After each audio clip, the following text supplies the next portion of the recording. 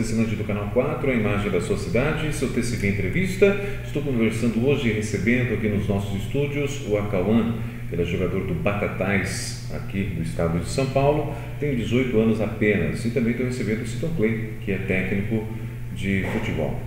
Acauã, depois do Curitiba, você teve uma passada no Inter de Porto Alegre. Foi antes, né? Foi antes? Foi antes. Como é que foi essa passagem no Inter? É que eu tenho um primo meu, né, o Edilson, que é de Piqueirobi, e andei conversando com ele, né, na época, e ele, juntamente com o empresário dele, me mandou pro Internacional, que ele estava lá no Sul jogando na época, e acabei indo para lá e fiquei lá, né, no Internacional também, da mesma maneira como no Curitiba, treinando, né, um mês e pouquinho, sempre treinando lá, e chegava no final de semana também o treinador falava, ó, você tem qualidade, fica aí mais uma semana com a gente e tudo, pra gente ver o que mais você pode nos mostrar.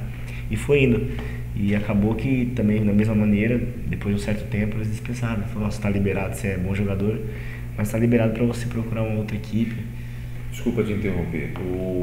As pessoas às vezes em casa vão ouvir essa história e falam assim, poxa, ele falou isso do Curitiba e falou isso do Inter. Quantos meninos são dispensados hoje por final de semana de um time?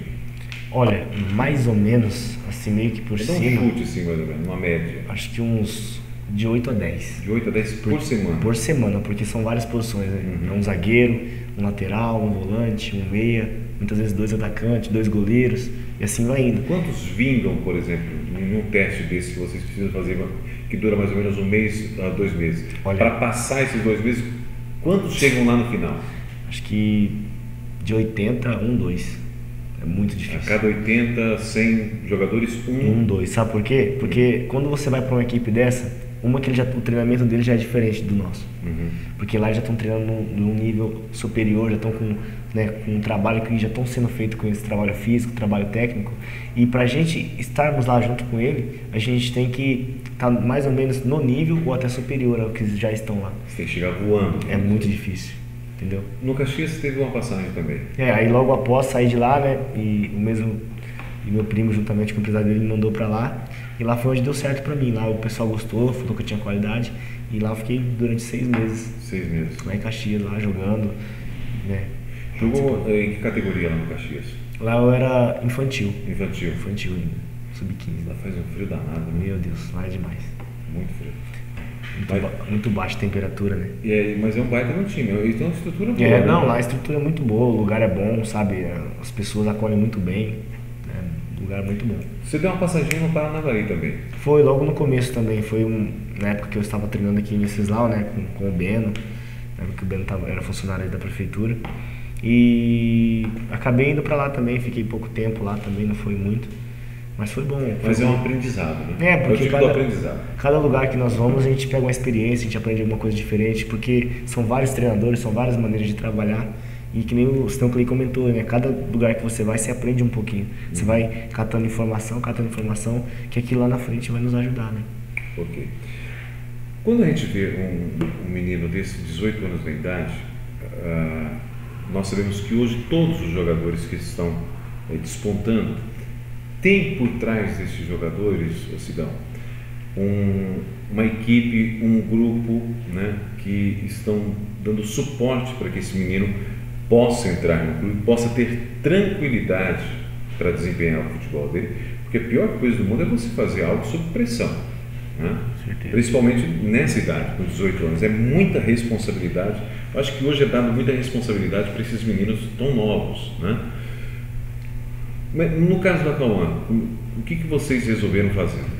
Qual é a providência que vocês estão tomando para que ele tenha essa tranquilidade de jogar? Primeiro, vou te explicar como aconteceu a minha relação de futebolística com o Acauã, para chegar à sua pergunta, que é importante para quem está em casa, está nos assistindo, se tiver algum filho, algum parente, algum amigo, né, saber como funciona isso, quanto que é importante.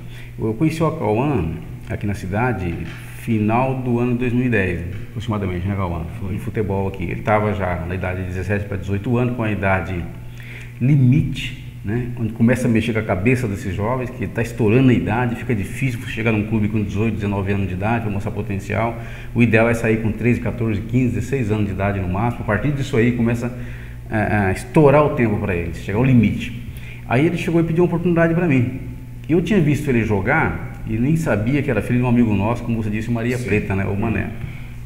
E eu vi que ele tinha qualidade, né? Falei, esse menino tem qualidade.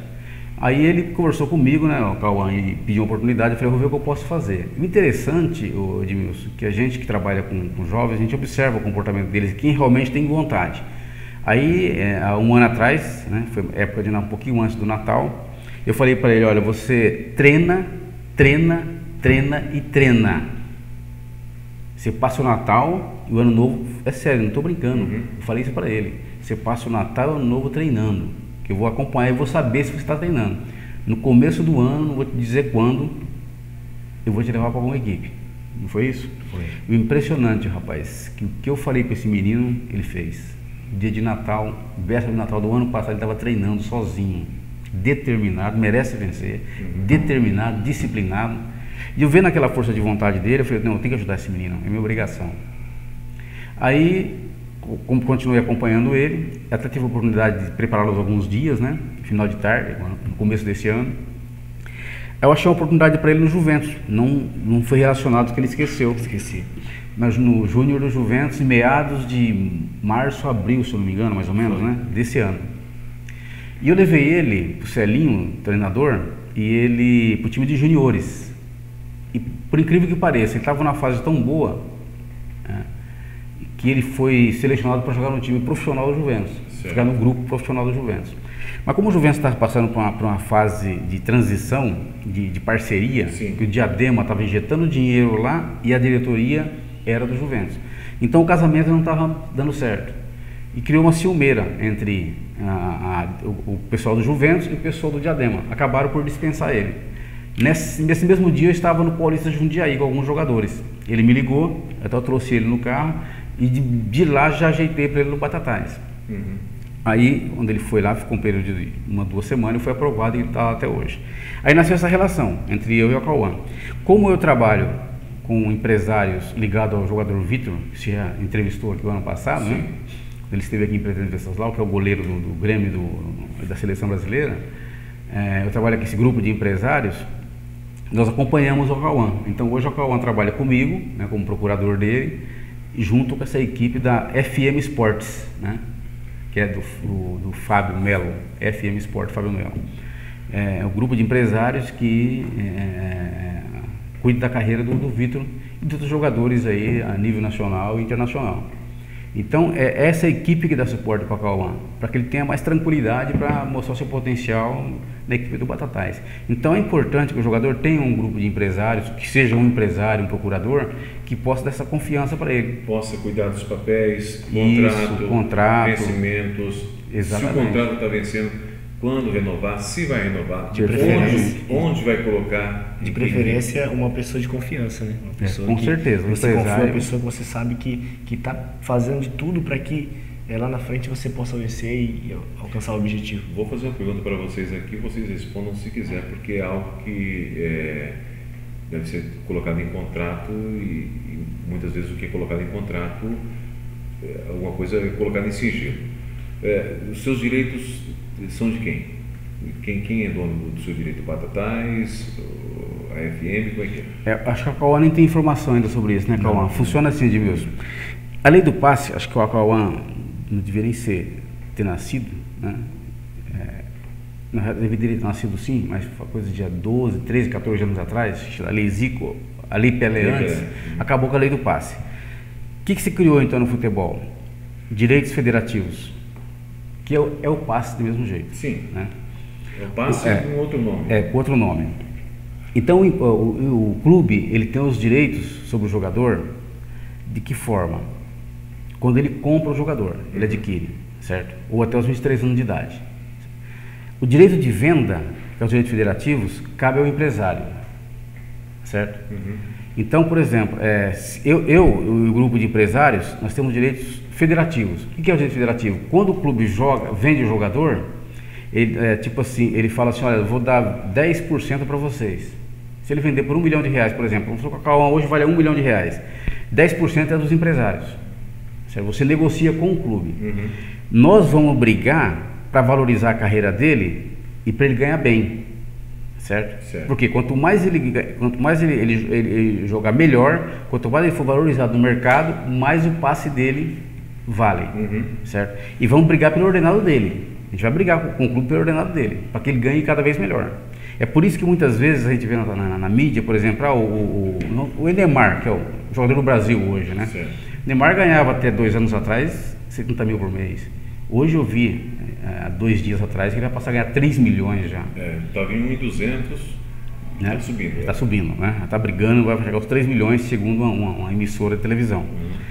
Então, quer dizer, isso é a briga do empresário. Porque quanto mais o Neymar ganhar, mais o passe dele valoriza. Sim. Quando o Santos vender, aquela parcela que, segundo dizem no caso da Sonda, né? No caso do Neymar, o da Neymar, Sonda.